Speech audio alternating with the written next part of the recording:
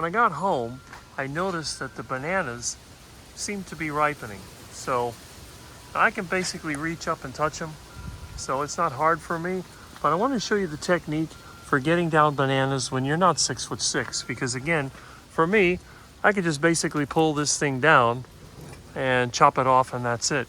So let me give you a little tutorial here on how to harvest bananas. So what we're going to do, we're going to go ahead and put this into the little stand, aim it up at the banana plant. Let me see if I can move this back, maybe get a better view. There we go. So it should be right there. Okay. First we need the tool. And here it is. We're going to be using what's known as a machete, which is basically a long knife. This one has a little saw on it for cutting things up. So what we're going to do, we're going to go over to the banana plant and we're going to cut it down in such a way that we can bring it down. Because we want it to come down in a controlled fashion. Now these banana plants, you can see there's another one over there, it's starting to produce a banana bud. They only produce fruit once because the plant that looks like a tree is actually nothing more than your typical lily like you find in the garden. But in this case, once it produces fruit, it can no longer grow any more leaves, so we need to cut it down. It's going to be turned into mulch. So we're going to go over here and I'm going to show you the technique.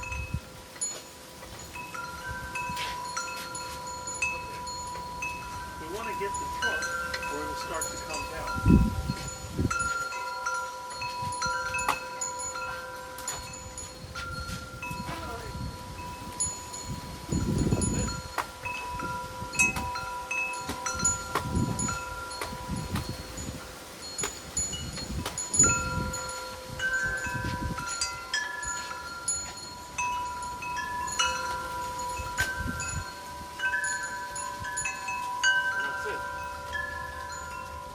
See, just chop off the banana stalk. Now we have one banana that has been ruined by some kind of critter. So this is going to go to the ducks. I hate bananas. I don't know why I don't like bananas. But I think the rest of them are pretty good. Oh, we got another one that something kind of nibbled on, and this nibbled on. So yeah, maybe 3 that got lost. And over here is the actual banana flower. Now, you don't want this sap to get on you because this sap is irritating to some people and it sticks to everything like glue. So we're going to turn this over. I'm just going to put it here on the ground. Lean it up against the plant and just let that harden up so that we can move it. Now, we're going to use the machete to finish up how we started. It's pretty easy.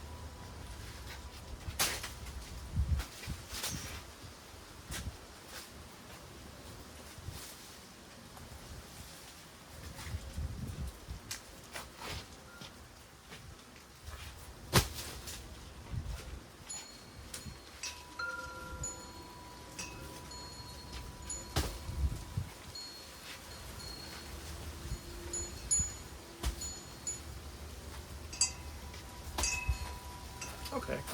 Then what we're going to do is chop up these leaves to make them easier to mulch. There we are.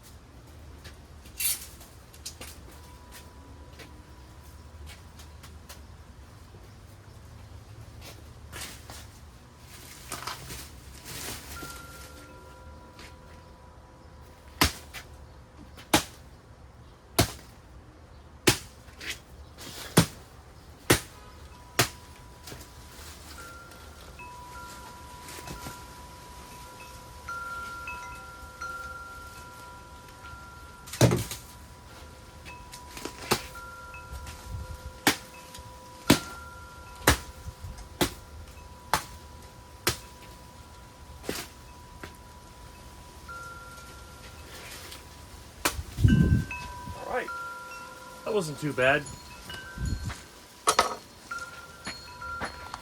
Okay. Now, as you can see, I took down the banana plant. I left this part cut off. This will grow a new banana sprout. If you look over here, see how this one that I cut off I placed here? It's got a new sprout coming up. How's my tomato plant doing? Oh wow, I got more flowers. I had a hornworm that was eating it. I smashed it. It looks like the plant, oh, is that another one? Let's see, gotta keep an eye out for bugs. It's one of the problems with plants. There's always something that wants to eat it. But anyway, here's another one that blew over. And here are the bananas. So we'll let this sit for a little bit.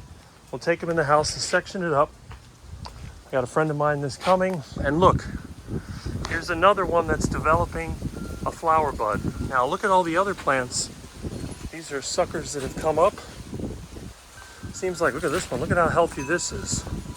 This is about not even a month old. Look at how, just amazing. So the banana plants went into decline, but since I've been putting cat litter on them, and I've been putting all this mulch, now they're getting the nitrogen they need, and they're starting to come back.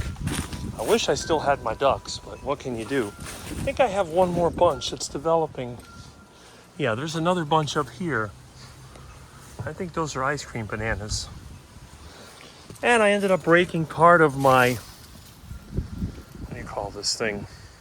Angel's trumpet that was hanging over, but I'm gonna go ahead and plant this cutting so there won't be any loss. And this will grow back pretty quickly without the banana plant hanging over it.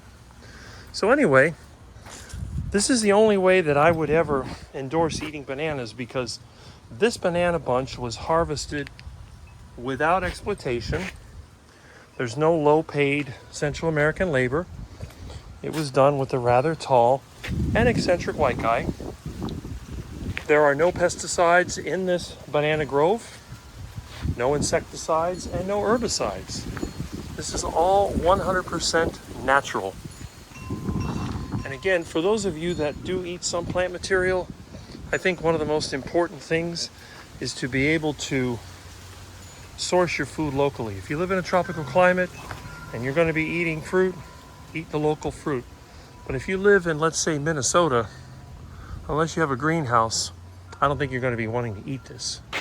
I believe that people in northern climates should eat more meat and less plant material. But that's just my view. Anyway, hope you enjoyed, and I'll catch you later.